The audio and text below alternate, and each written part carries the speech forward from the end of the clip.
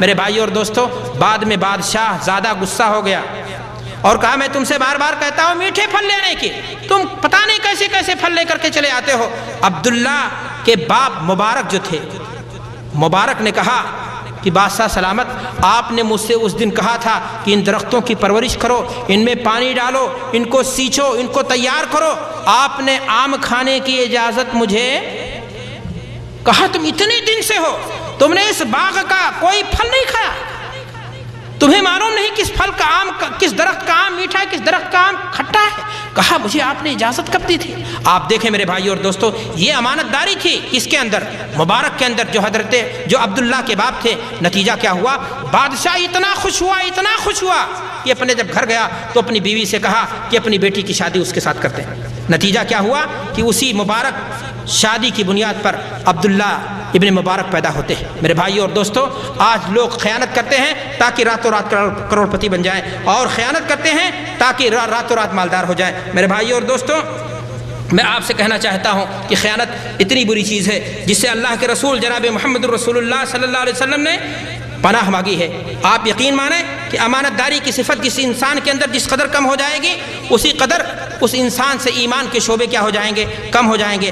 حضرت حذیفہ رضی اللہ تعالیٰ عنہ فرماتے ہیں کہ اللہ تبارک و تعالیٰ نے ایمان کو انسان کے دل کے بیچ میں نازل کیا، پھر قرآن نازل ہوا، پھر احادیث بیان ہوئی، اور اس کے بعد اللہ کے رسول صلی اللہ علیہ وسلم کی حدیث بیان فرماتے ہیں کہ زمانہ ایسا آئے گا کہ انسان سوئے گا اور صفت امانت اس سے چھین لی جائے گی۔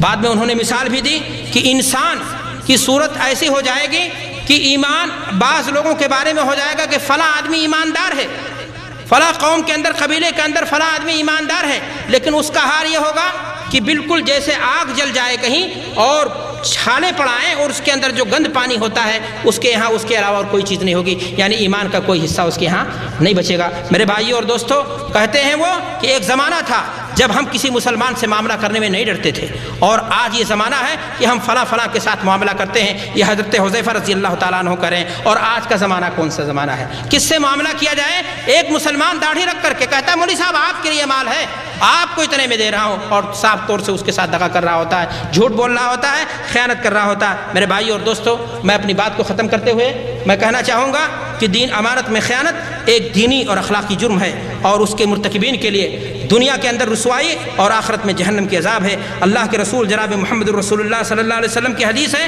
اللہ کے رسول صلی اللہ علیہ وسلم نے ارشاد فرمایا کہ اے لوگو، خطبہ دیا۔ حضرت ابو ہریرہ فرماتے ہیں کہ اللہ کے رسول نے خطبہ دیا اور آپ نے خیانت کا ذکر فرمایا اور اس کی جرم کی ہولناکی کو بیان فرمایا، اور اس کے بعد فرمایا کہ اے لوگو، کہیں ایسا نہ ہو کہ قیامت کے دن تم آؤ اور تمہاری گردن پر بکری میں کر رہی ہو، کہیں تم ایسا نہ ہو کہ آؤ تمہارے گردن پہ اونٹ چلا رہا ہو، کہیں تم ایسا نہ ہو آؤ تمہارے گردن پہ بکری گائے لدی ہوئی ہو، یعنی تم نے جو خیانت کیا ہے تمہارا مال تمہاری گردن پہ لدا ہوا ہو، اور تم ہم سے کہو کہ اللہ کے رسول ہماری مدد فرما دیجئے، اور میں تمہاری کوئی مدد کرنے سے انکار کر دوں۔ تو میرے بھائیو اور دوستو، امانت میں خیانت یہ بڑی خراب چیز ہے، اور کسی بھی طریقے سے امانت میں خیانت نہیں ہونی چاہیے، چاہے وہ امانت میں خیانت اللہ کے رسول کے ساتھ ہو، چاہے وہ امانت میں خیانت اللہ کے ساتھ ہو یا اللہ کے بندوں کے ساتھ ہو، مسلمان کے ساتھ ہو یا غیر مسلم کے ساتھ ہو، ہر اعتبار سے انسان کو امانت داری کی پابندی کرنی چاہیے۔ اللہ سے دعا ہے کہ پروردگار عالم ہمیں اخلاق و کردار کی بلندی عطا فرما۔ رب کریم ہمیں ان خوبیوں کا حامل بنا جن خسرتوں سے، جن خوبیوں سے ہمیں نبی صلی اللہ علیہ وسلم کی رفقت، نبی صلی اللہ علیہ وسلم کی صحبت یا نبی صلی اللہ علیہ وسلم کی شفاعت حاصل ہو سکے، اور جن خوبیوں کی بنیاد پر ہمارے لیے رب کی جنت آسان ہو سکے، اور جن خوبیوں کی بنیاد پر جہنم کی آگ ہم سے دور ہو سکے۔ رب کریم جب تک ہم جئیں ایمان اور اسلام پر جئیں، جب ہمارا خاتمہ ہو تو ایمان اور اسلام پر ہو۔ وآخر دعوانا الحمدللہ رب العالمین، والسلام علیکم ورحمۃ اللہ وبرکاتہ۔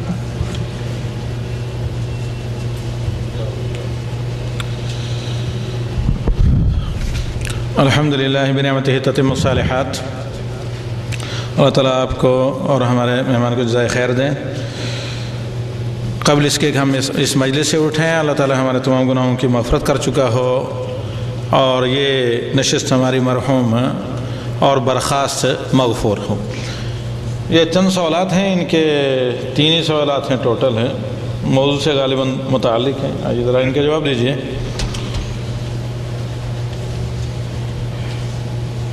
شیخ صاحب جس آدمی کا انتقال ہو جاتا ہے اس کو مرحوم لفظ استعمال کیا جاتا ہے یا نہیں؟ اگر نہیں تو پھر ہم کو کون سا لفظ استعمال کرنا چاہیے؟ جی ہاں، اگر کسی آدمی کا انتقال ہو گیا ہے تو مرحوم اس کو اس امید پر ہم دعا کرتے ہیں کہ اللہ نے اس پر رحمت کی ہوگی، اور یہ نہیں کہ آپ فیصلہ ججمنٹ اس کے بارے میں دے رہے ہیں، دعا کے طور پر رحمت اللہ علیہ آپ کہیں اس کو، اور یقین آپ کو نہیں ہے کہ کوئی انسان، آپ کے سامنے حدیث پیش کی گئی کہ شہادت ہو جا رہی ہے اور خیانت کی بنیاد پر اللہ تعالیٰ اس کو کیا کر دے گا؟ جہنم میں ڈال دے گا۔ تو میرے بھائی، ایک انسان جو اس دنیا سے چلا گیا اس کے لیے رحمت اللہ علیہ امید کی دنیا ہے، دعا کے طور پر آپ استعمال کر سکتے ہیں، اور بقیہ اور کسی انداز سے استعمال کرنا جائز نہیں۔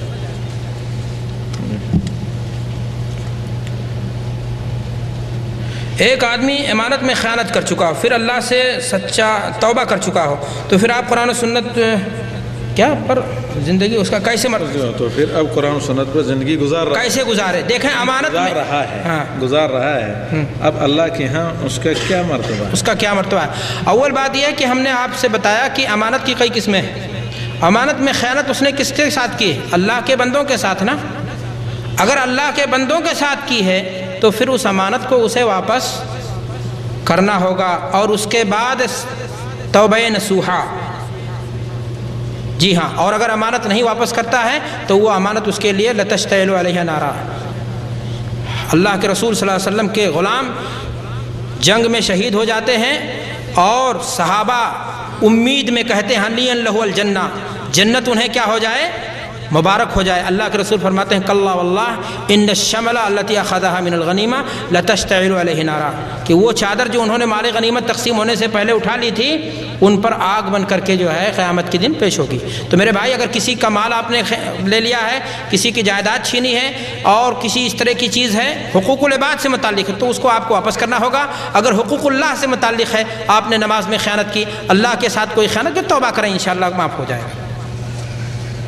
اور کوئی سوال؟ دیکھیں اس کو، یہ جو آپ لوگوں نے سوال کیا، عموماً جو مرحوم کہا جاتا ہے یا رحمہ اللہ علیہ کہا جاتا ہے یا المغفور لہ عربی میں کہا جاتا ہے، تو یہ دعائیہ طور پہ کہا جاتا ہے، اس میں کوئی مذائقہ نہیں ہے۔ مشروع جیسے بتایا شیخ، دیکھیں سال میں کتنے روزے رکھنے چاہیے؟ چند لوگ سال کے 4 مہینے، کوئی 2 مہینے رکھتے ہیں۔ دیکھیے سوال ہے سال میں کتنے روزے رکھنے چاہیے؟ جواب یہ ہے کہ رمضان کیا ہے، پورے مہینے کا روزہ رکھنا چاہیے، اور اس کے بعد روزہ جو رکھا جائے گا وہ نفلی ہوگا۔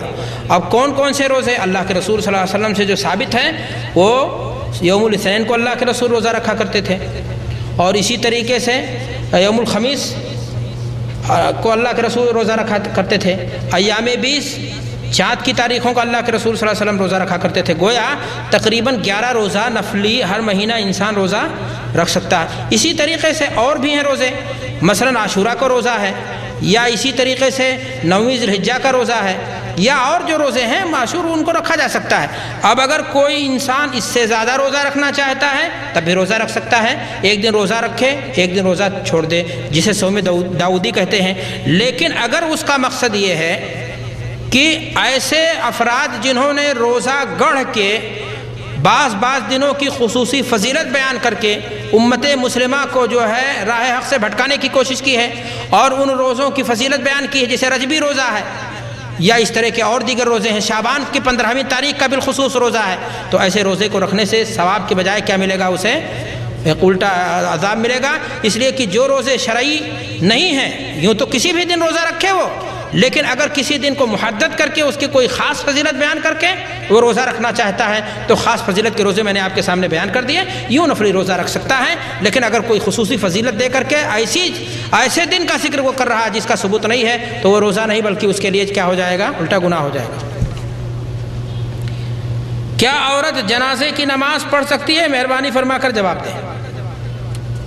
عورت جنازے کی نماز، سب سے پہلی بات تو یہ ہے کہ قبرستان وہ اسی صورت میں جا سکتی ہے جب وہاں مدفون لوگ جو ہے اس کے اپنے ہوں، کوئی نامحرم۔ مختصر یہ ہے کہ عورت نماز کی جنازہ پڑھ سکتی ہے، اس میں کوئی ممانعت نہیں ہے۔